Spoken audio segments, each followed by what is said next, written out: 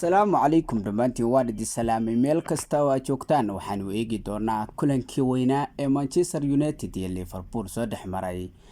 Manchester United waa laga yaabay galabtay tii ku dhacday, Liverpoolna waxay ahayd mid madaxeedu sareeya.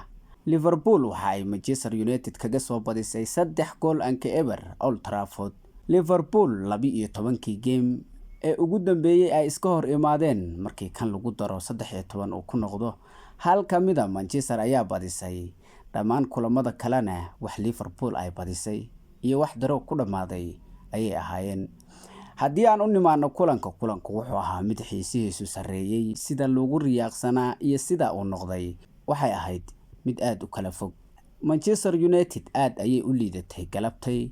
Liverpoolna waxay cadeysay in Manchester United ay ka awood badan tahay in ka badan koox kasta intay ka adag tahay Manchester United. Liverpool 35 daqiiqo markii ay mareysay, Diaz ayaa ku shubay gool madax ahayd taas oo caawinta ka helay Salaah. isla daqiiqadii 42 half time-kii hore, Luis Diaz ayaa ku shubay kaas oo caawinta ka helay mar kale Salaah. half time-kii 2-0 ayaa lagu kala haaday hase ahaatee half time-kii dambeysaan isku lahayn Manchester United waxbay isaan ka bedelaysaa oo Manchester waa soo laaban kartaa. Salaah ayaa ka dhaliyay daqiiqadii 56 taas oo uu ka helay caawinta Dominic Szoboszlai. Liverpool waxay ka dhigan tahay tan saddexdii kulan ee Premier League ay soo ciyaartay in ay dhammaan badisay, clear sheet-na ay wadato. Manchester United guuldaradii ugu horeysay maahan oo Brighton ayaa horey kaga soo badisay hase ahaatee Liverpool waxay cadeysay mar kale inay tahay mid ka fiican Manchester United.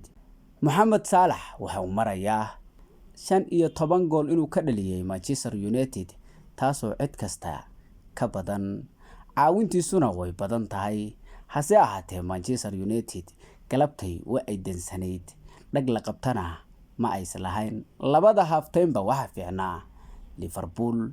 Manchester United xitaa raacashada ayaa dib ku ahayd halka Liverpool ay raacanaysay dhamaan balaayarada kale qofna ay u raacanaysay. hambalyo dhamaan asxaabta Liverpool taageerta, guul cajiib ah ayaad soo gaarteen, runtii waad u qalanteen badhigiina haddii la fiiriyo. Arne Slot 3 kulan ee ugu horeysay ee Premier League u ciyaaray dhamaan waa uu soo badiyay.